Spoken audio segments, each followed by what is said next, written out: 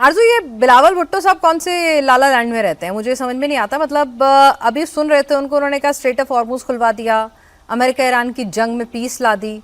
ऐसा कुछ हुआ तो है नहीं। तो मतलब कहाँ से कौन खबरें दे जाता है, या फिर सपने देखते हैं, बस हैलुसिनेट करते हैं?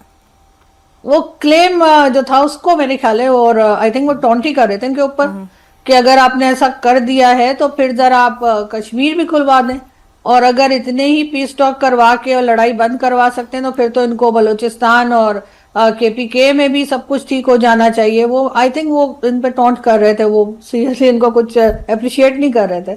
टॉन्ट तो कर ही रहे थे, लेकिन ये समझ में नहीं आता, सरकार में रहेंगे, सरकार का पद लेंगे, पिता राष्ट्रपति बने रहेंगे, उसके बाद टॉन्ट भी करेंगे, और फिर जो है वो चाहेंगे कि वोट भी मिल जाए।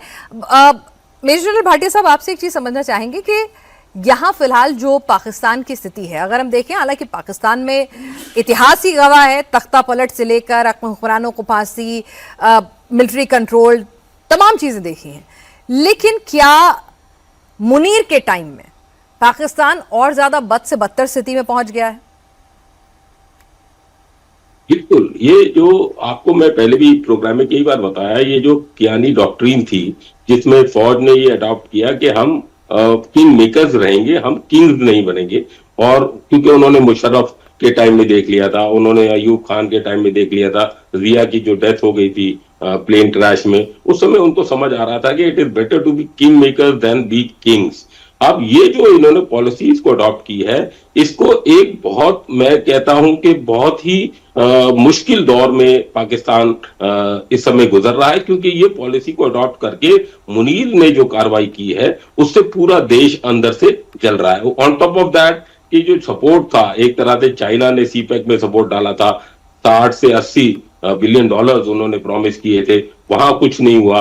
अमेरिका ने उनको वैसे ही अलग बैठा रखा है। अब थोड़ा सा ट्रंप के टाइम में डिप्लोमेटिक विक्ट्री में जरूर कहूंगा, जिन्होंने एक दो बार ये जो टॉक कराने की कोशिश की, थोड़ी सी डिप्लोमेटिक विक्ट्री और थोड़ी सी डिप्लोमेटिक विजिबिलिटी पाकिस्तान को जरूर मिली, उसमें कोई डाउट नहीं है। लेकिन क्या उन्होंने हॉर्मुज को खुला दिया? क्या उन्होंने ईरान के साथ कोई ऐसे संबंध एस्टैब्लिश कर लिए जिससे उनको फायदा होगा? नहीं होगा। उन्होंने तो बल्कि 9000 सैनिक और किंगडम ऑफ सऊदी अरेबिया में भेज दिए, जो कि अभी हुतीस के साथ वहां पर फंस जाएंगे।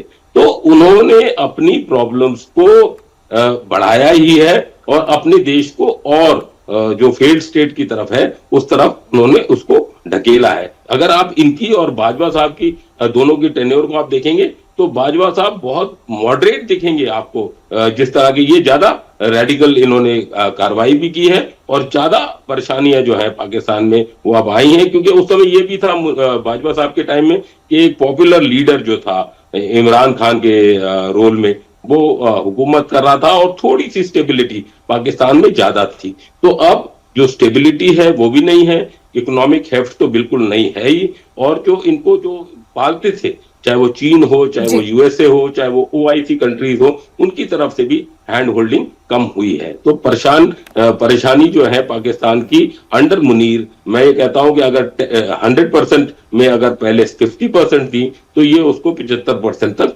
जरूर लेके आ गए। आरजू, आप खुद इस्लामाबाद में बैठी हैं, आपके ऊपर अगर मैं सवाल दूं तो थोड़ा मुश्किल हो सकता है आपके लिए जवाब देना, तो आपकी बेबाकी हमेशा रही है, लेकिन अगर आप मुफीद समझें तो वाकई में आप भी इस राय से इत्तेफाक रखती हैं कि जो ये टेन्योर आया है, जिसमें आपके चीफ ऑफ आर्मी स्टाफ ने खुद को प्रमोट करके ऑपरेशन सिंदूर में मात खाने के बाद भी फील्ड मार्शल बना लिया, तो पाकिस्तान के फेल्ड स्टेट होने के लिए यही फील्ड मार्शल साहब जिम्मेदार होंगे?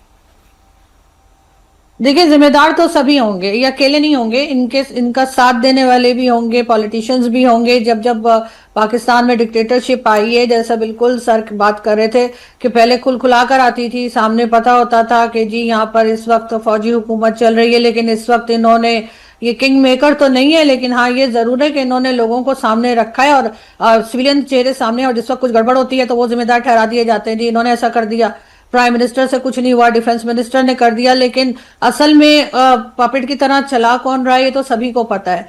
और इस वक्त जो डिक्टेटरशिप है वो आपको नजर तो नहीं आ रही सामने होकर, लेकिन सभी जानते हैं पाकिस्तान इस वक्त किस हालत में है, और एक तरह की ये हार्ड स्टेट बनाने की कोशिश कर रहे हैं और शायद किसी हद तक बना भी दिया है। वरना आप सोचें किसी को बलूचिस्तान के लोगों के साथ खड़े होने के लिए या उनके लिए ट्वीट लगाने पर 17 साल की सजा कौन सी दुनिया में लोग देते हैं, कौन सी कंट्री में ऐसा होता है, लेकिन पाकिस्तान में हो रहा है। डॉक्टर मारंग बलोच को जो इन्होंने उम्र कैद दी है उसके ऊपर भी शायद इनको शर्म आनी चाहिए, लेकिन आई डोंट थिंक इनको आएगी। और उसमें डेफिनेटली बलूचिस्तान के वो पावरफुल लोग भी शामिल हैं जो अपने किसी फायदे के लिए अपने ही लोगों के लिए आवाज नहीं उठाते या उनके लिए आगे नहीं आते।